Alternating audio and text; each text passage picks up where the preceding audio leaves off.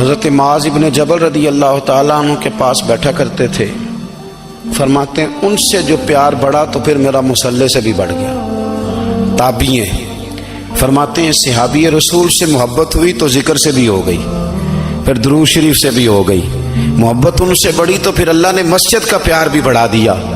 آپ فرماتے ہیں کہ میری ہر وقت طبیعت چاہتی تھی کہ بس اللہ اللہ کروں, بس اللہ اللہ کروں, بس نہ میں ذرا تھوڑی جان چھڑاؤں لوگوں سے, کو 10 منٹ ملے تو میں کو 4 نفل پڑھ لوں, میں تھوڑا سا نہ بچوں لوگوں سے, اور مجھے تسبیح ملے تو میں نہ کچھ 400-500 دفعہ استغفار پڑھوں, سبحان اللہ, الحمدللہ, اللہ اکبر, لا حول ولا قوت الا باللہ, میں نہ تسبیحات پڑھوں. فرماتے ہیں کہ بچے تھے گھر میں 6-7, غربت تھی, کام ملتا کوئی نہیں تھا, اور میں کام چور نہیں تھا, کام ڈھونڈتا تھا, پر اللہ کی قدرت کے کام نہیں ملتا تھا. فرماتے ہیں کہ میں نے ایک دن اپنی اہلیہ سے کہا کہ آج میں پھر جاتا ہوں کام ڈھونڈنے. تو میری بیوی بڑی فرما بردار تھی, پر اس دن نہ غربت کے ہاتھوں تنگ آ کے کہنے لگی آج نانا کوئی تو چیز لے کے آیا. تو مجھ سے بچوں کی بھوک نہیں دیکھی جاتی, یہ سب روگاں دا روگ محمد جس دا نام غریبی, کنڈ بلا کے لنگ جاندے نہیں دوست یار قریبی. آج نہ کچھ لے کے آیا تو میں بچے لے کے چلی جاؤں گی. شیخ فرماتے ہیں کہ میں بڑا پریشان گھر سے نکلا, پر میں نے صبح سے لے کے زور تک کام ڈھونڈا, کام ملا کوئی نہیں. تو میرے دل میں خیال آیا چلو کام نہیں ملتا تو اللہ اللہ تو کرے نا, چلو بندوں کی مزدوری نہیں ملتی تو رب کریم کی عبادت ہی کرتے ہیں. فرماتے ہیں کہ میں نے نا فرات کے پانی سے وضو کیا, نہر کے, شدید دھوپ تھی, ساتھ ریت تھی اور ریت تپ رہی تھی. میں نے اپنا رومال وہیں مصلی کے طور پر بچھا لیا, اور فرماتے ہیں کہ زور سے لے کر عصر تک نماز پڑھی, دھوپ بھی پورے زور پہ, پر میرے سجدے کا ذوق بھی پورے زور پہ. فرماتے ہیں سورج بھی چمک رہا ہے اور رب کی عبادت کا ذوق بھی پورے زور پہ. میں سجدہ کروں تو پھر میرا اٹھانے کو جی نہ چاہے. میرے استاد لکھا کرتے تھے, یہ ان کا شعر ہے, وہ کہا کرتے تھے مجھے سوز دے, مجھے ساز دے, اور مجھے نیم شب کا نیاز دے, دم سجدہ خود کو میں توڑ دوں, مجھے ایسا ذوق نماز دے. اور میں تیری بہار کا پھول ہوں, میں کھلا بھی ہوں تو تیرے لیے, مجھے میری شاخ سے توڑ لے, مجھے اپنی زلف کا ناز دے. بھائی فرماتے ہیں کہ عصر تک میں نے نفل پڑھے, دل ڈھلنے لگا, عصر کی نماز پڑھی اور میں وہاں سے چلا. اب میں جب نکلنے لگا تو دل میں خیال آیا کہ چھوٹی چھوٹی دیواریں ہیں گھر کی, بغیر کچھ لیے جاؤں گا تو بیوی دور سے دیکھے گی تو شور کرے گی کہ پھر خالی ہاتھ آ گیا ہے. کہتے میں نے اپنی اسی رومال میں جس پہ میں نے نماز پڑھی تھی نا, رومال میں کی آخی دے پنجابی جو صافہ کہتے ہیں, اسی میں نا میں نے کچھ ریت بھر لی کہ وہ دور سے دیکھے گی تو سمجھے گی کچھ لے کے آیا ہے, چلو جا کے اسے بتا دوں گا کہ آج پھر مزدوری نہیں ملی. کہتے ہیں وہ ریت لے کر جب میں گھر میں گیا تو پہلے بیوی دروازے پہ کھڑی ہوتی تھی, پوچھتی تھی خالی ہاتھ آ گئے ہو, آج میں نے دیکھا تو ہے ہی کوئی نہیں. فرماتے ہیں میں اندر داخل ہوا, سلام لیے, کونے میں نے وہ رومال رکھ دیا اور میں نے آواز دی کہ بھلی مانس کہاں ہو. تو وہ کہنے لگی آپ منہ ہاتھ دھو لیں, میں روٹی لے کے آئی.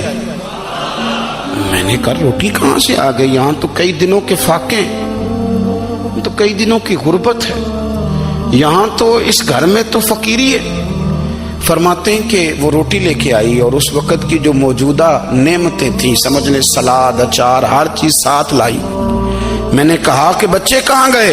کہنے لگی وہ کھانا کھا کے کھیلنے گئے, آپ کھانا کھا لیں آ جاتے. کھانا اس نے چن دیا. میں نے حیرت انگیز لہجے میں ساری نعمتیں اپنے دسترخوان پہ دیکھ کر کے بیوی سے پوچھا یہ کہاں سے آیا کھانا, بچوں کو تو نے کہاں سے کھانا کھلایا, یہ سارا کچھ کیسا ہے؟ کہنے لگی پتہ نہیں آج آپ کس کریم کی مزدوری کرنے چلے گئے تھے, پتہ نہیں کس کریم کی, میرے گھر میں تو اتنی نعمتیں آئی ہیں کہ مجھ سے سنبھالی نہیں جا رہی, اتنا اناج ہے, اتنا گندم ہے, کس کریم کے دروازے آج چلے گئے تھے. یہ کہتے کہتے وہ اٹھی اور اٹھ کر کے کہنے لگی پہلے بڑا کچھ آیا تھا, اب کیا لے آئے ہو. اور جا کر کے نا اس نے وہ ریت والا رومال کھولا, کہنے لگے میں تو لے کے آیا تھا ریت، تو میرے رب نے اسے بھی سونے اور ہیرے بنا دیا تھا۔ جب آپ کی توجہ اللہ کی جانب، میرے نبی پاک صلی اللہ تعالی علیہ وسلم نے فرمایا ہر چیز اپنے رب سے مانگ، ہر چیز مانگ، ہر چیز مانگ۔ یا رسول اللہ کیا کچھ؟ میرے محبوب نے فرمایا تیرے گھر میں نمک بھی ختم ہو جائے تو وہ بھی اپنے رب سے مانگا کر، تو مانگنا وہ تجھے دے گا، تو اس کی بارگاہ میں کشکول طلب دراز تو کرنا۔ اور ترمذی شریف میں عجیب لفظ ہیں، رسول کائنات نے فرمایا، رب کریم فرماتا ہے جب میرا بندہ ہاتھ اٹھاتا ہے نا تو مجھے حیا آتی ہے کہ میں خالی کیسے لوٹا دوں اس کے۔ اتنے بڑے بادشاہ کی بارگاہ میں، او بھائی لوگوں سے عزتیں تلاش کرتے ہو تو وہ کیا تمہیں عزت دیں گے؟ وہ تو کل اچھا کہتے ہیں پرسوں برا کہنے لگ جاتے ہیں۔ لوگوں کے سامنے گڈ بک میں آنا چاہو گے تو وہ تو سویرے تمہارے بارے میں کچھ کہیں گے، شام کچھ اور کہیں گے۔ اپنی روحانی زندگی آباد کریں، اپنے مسلح کو وقت دیں، اور دنیا سے چھپ کر اس موبائل کو بند کر کے اور اپنے آپ سے بھی چھپ کے اور تنہا ہو کے چھپا کے سارا کچھ اپنے آنسو اپنے رب کی بارگاہ میں پیش کریں، اس کے حضور حاضری دیں۔ سنو نا ترمذی کی حدیث، اور اسے یاد رکھنا، نبی پاک علیہ السلام نے فرمایا اپنے دکھ لوگوں کے سامنے نہ بیان کرنا، سیٹھوں نوابوں کو نہ بتاتے پھرنا، دنیا داروں کے سامنے جا کے نہ رونا کہ میں تکلیف میں ہوں۔ اور میں اگر دنیا داروں کو دکھ بتاؤ گے رب تمہیں کبھی غنی نہیں کرے گا۔ اور لوگ ہیں کہ الٹا مذاق اڑائیں گے آپ کی، جس سے بڑی پکی یاری ہے نا، پکی، وہ تب تک پکی ہے جب تک آپ نے 50,000 مانگا نہیں، اور جس وقت آپ نے کہہ دیا کہ میں مجبور ہوں میری مدد کر تو پھر ختم ہو گئی دوستی۔ لوگوں کے تعلقات آپ کے ساتھ تب تک ہیں جب تک آپ ان سے کوئی ضرورت وابستہ نہیں کرتے۔ کریم محبوب فرمانے لگے بندوں کے سامنے دکھ نہ بیان کرنا، اللہ تجھے کبھی غنی نہیں کرے گا۔ تو اپنے دکھ اپنے رب کو بتا، تو دعائیں مانگ، تو اس کی بارگاہ میں حاضر ہو، تو اس کے حضور عرض کر۔ فرمایا اپنے دکھ اپنے رب کو بتا، وہ جلدی کرے یا دیر سے کرے تجھے ساری دنیا سے بے نیاز کر دے گا، تجھے کسی کا محتاج نہیں رہنے دے گا۔ اپنے مسلح کو، اپنی دعاؤں، ایک بزرگ فرماتے ہیں میں نے دعا مانگنے کا طریقہ اپنی بیوی سے سیکھا، دعا مانگنے کا طریقہ اپنی، سیکھنے والے تو اپنے بچوں سے بھی سیکھ لیتے ہیں، سیکھنے والے تو ہر ایک سے سیکھتے ہیں۔ وہ کہتے ہیں میں نے دعا مانگنے کا سلیقہ اپنی بیوی سے سیکھا ہے۔ حضرت وہ کس طرح؟ فرمانے لگے میری بیوی نے نا مجھے کوئی کام بتایا، کچھ پیسوں کی ضرورت کے لیے کہا، تو میں نے اسے کہا کہ بھئی ابھی میرے پاس نہیں ہے، کچھ دنوں میں آتے ہیں تو میں دے دوں گا۔ عورتوں کی عادت ہوتی ہے وہ بار بار یاد کراتی ہیں، 2-4 دنوں کے بعد پھر اس نے کہا حضرت وہ میں نے کہا تھا کچھ پیسے، میں نے اسے کہا کہ ابھی میرے پاس نہیں ہے، کچھ دنوں میں ملتے ہیں تو میں تمہیں دے دوں گا۔ اس نے کچھ دنوں کے بعد پھر کہا حضور وہ میں نے کچھ پیسے کہے تھے۔ فرماتے میں نے ڈانٹ دیا، میں نے کہا کہ کیا تو روز مجھے شرمندہ کرتی ہے، کہا نا میرے پاس نہیں ہے، ہوں گے تو دے دوں گا، تو روز یاد کراتی ہے۔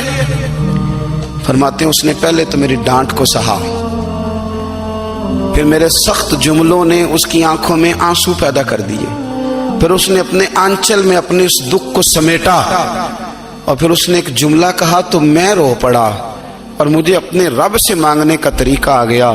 مجھے کہنے لگی حضرت جی آپ نے ڈانٹ دیا میں نے سہ لیا، پر آپ ہی میرے شوہر ہیں، بتائیں نا آپ سے نہ کہوں تو میں کس سے جا کے کہوں۔ فرماتے ہیں میں رو پڑا، اور میں کھل کے رویا، اور میں تڑپ کے رویا، اور پھر میری سسکیاں بند گئیں۔ تو مجھے کہنے لگی آپ کو کیا ہوا؟ میں نے کہا مجھے بھی دعا مانگنی آ گئی ہے۔ جب میں اسے کہوں گا نا اللہ تو ہی میرا رب ہے، میں تجھ سے نہ کہوں تو میں کس سے جا کے کہوں؟ میں کیوں کسی بندے سے سوال کروں؟ میں کیوں کسی دنیا دار سے کہوں؟ میں تیرے بندوں کا، نیک بندوں کا وسیلہ لے کے، تیرے محبوب کی غلامی لے کے تیری بارگاہ میں آیا، تجھ سے نہ مانگوں تو کس سے مانگوں؟ سمجھ آ گئی ہے؟ جب میں اس رنگ میں مانگوں گا تو پھر رب میرے اوپر بڑا ہی فضل فرمائے گا، وہ میرے اوپر بڑی رحمت کرے گا، وہ میرے لیے آسانیاں کرے۔ عزیز دوستو ہم اس طرح کرنے لگ گئے ہیں کہ ہم نے نا اپنے تعلقات پر اعتماد کرنا شروع کر دیا ہے۔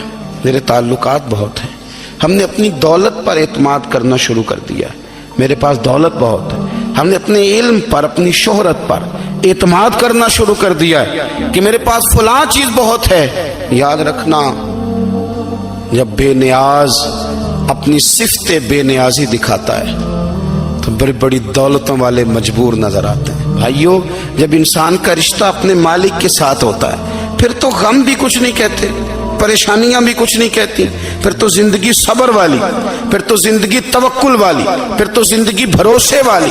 پھر انسان اپنے آپ کو رسوا نہیں کرتا، دنیا داروں سے امیدیں اس کی ختم ہو جاتی، امیدیں اللہ رسول سے لگا لیتا ہے، مضبوط ہو جاتا ہے، مضبوط، طاقتور ہو جاتا ہے، خوددار ہو جاتا ہے، باوقار باعزت ہو جاتا ہے. حضرت بہلول دانا رحمت اللہ علیہ بیٹھے تھے تو ہارون رشید حج کر کے آ رہا تھا، تو رستے میں حضرت شیخ سے ملاقات ہو گئی تو السلام علیکم کے بعد کہنے لگا حضور کوئی حکم ہو تو بتائیے گا. تو حضرت بہلول دانا فرمانے لگے تیرا رب کون ہے؟ اس نے کہا اللہ. تو فرمایا میرا کون ہے؟ کہا اللہ. فرمانے لگے تو بڑا ہی بیوقوف ہے، کیا تو یہ سمجھتا ہے کہ رب ہارون رشید کو تو دے گا اور بہلول دانا کو بھول جائے گا؟ تیرا بھی وہی رب ہے، میرا بھی وہی رب ہے. اس نے اگر تجھے دے کے آزمایا ہے تو ہو سکتا ہے مجھے نہ دے کے آزما رہا ہو. جب اس کی حکمت کے تقاضے ہوں گے تو عطا کرے گا اور دے گا. تو جا اپنا کام کر. بھائی اپنی روحانی زندگی، اپنی عبادات، اپنے وظائف، اپنے روزمرہ کے معاملات، اپنی دعائیں، اپنا استغفار. دیکھو کوئی مشکل کام تو نہیں، 2 رکوع ہیں سورہ واقعہ کی اگر رات کو پڑھ لی جائے تو. میں کس طرح یہ بات بیان کروں کہ تعویذ بانٹنا آسان ہے اور وظیفہ بتانا مشکل ہے.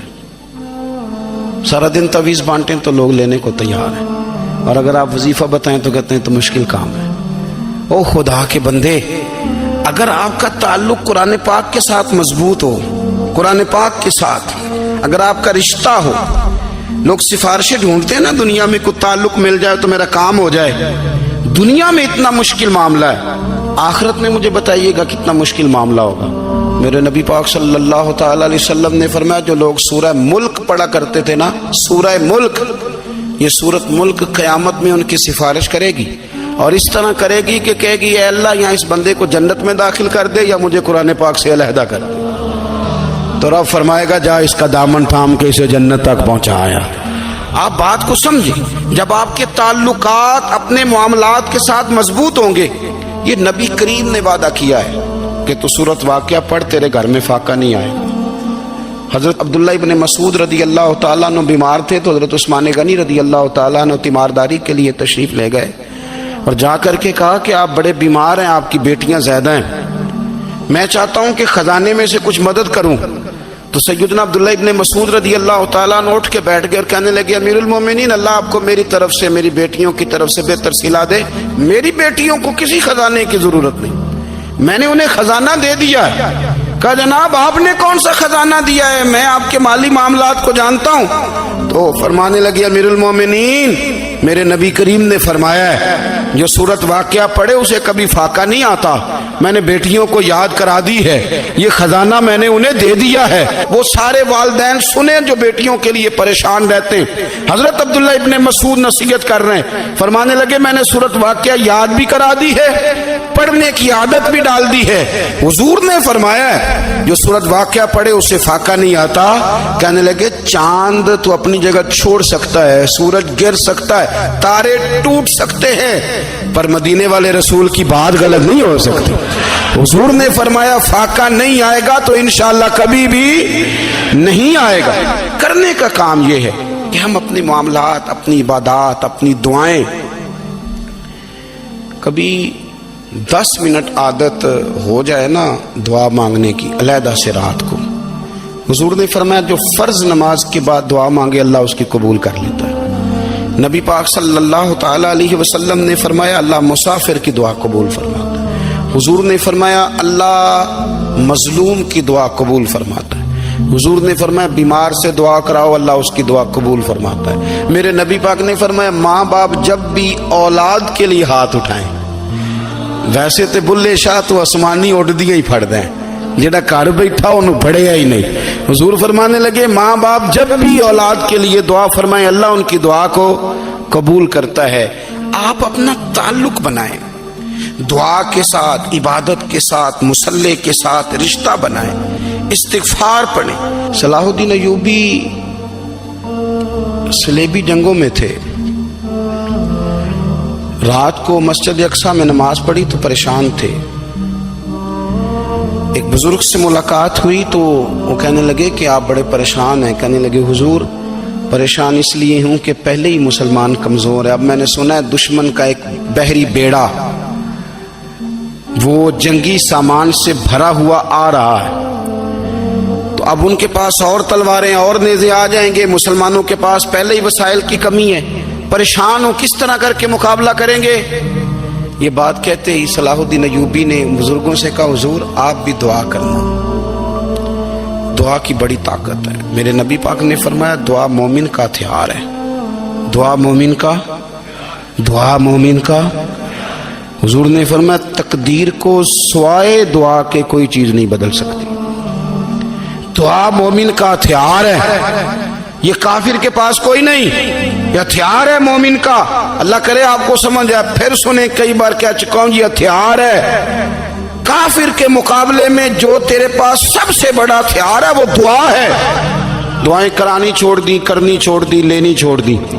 حضرت سیدنا انس بن مالک رضی اللہ تعالیٰ عنہ فرمایا کرتے تھے میں نے وہ رنگ دیکھا ہے جب حضور دعا مانگتے تھے اور حضور کی مقدس آنکھوں میں آنسو بھی ساتھ ہی بہا کرتے تھے. میں نے وہ انداز دیکھا. تو صلاح الدین ایوبی بزرگ سے کہنے لگے آپ بھی دعا کیجیے, اور خود رونے لگے اور سر سجدے میں رکھ کے رونے لگے اور عشاء سے لے کر فجر تک روئے, خوب روئے. صبح وہ بزرگ آئے تو صلاح الدین ایوبی کا خوبصورت اور ہنستا ہوا چہرہ دیکھا. کہنے لگے آپ بڑے خوش ہیں, رات تو میں نے بڑے روتے ہوئے دیکھا تھا. تو کہنے لگے حضور وہ جو بحری بیڑا آ رہا تھا نا وہ پانی میں ڈوب گیا ہے, اب وہ نہیں آ رہا. ابھی خبر آئی ہے تو میں بڑا خوش ہوں. بزرگ کہنے لگے اٹھ سینے سے لگ اور سن ایک بات, وہ بحری بیڑا پانی میں نہیں ڈوبا, وہ تیرے آنسوؤں میں ڈوب گیا ہے. وہ جو تو رات رویا ہے نا رب کریم کی بارگاہ میں تو وہ ڈوب گیا ہے. بھائی اپنا مصلے کا, عبادت کا, وظائف کا, اللہ کا سلسلہ اس کو مضبوط کرے. اپنی دعاؤں کے تعلق کو مضبوط کرے. دعائیں بڑے انقلاب برپا کر دیتی ہیں.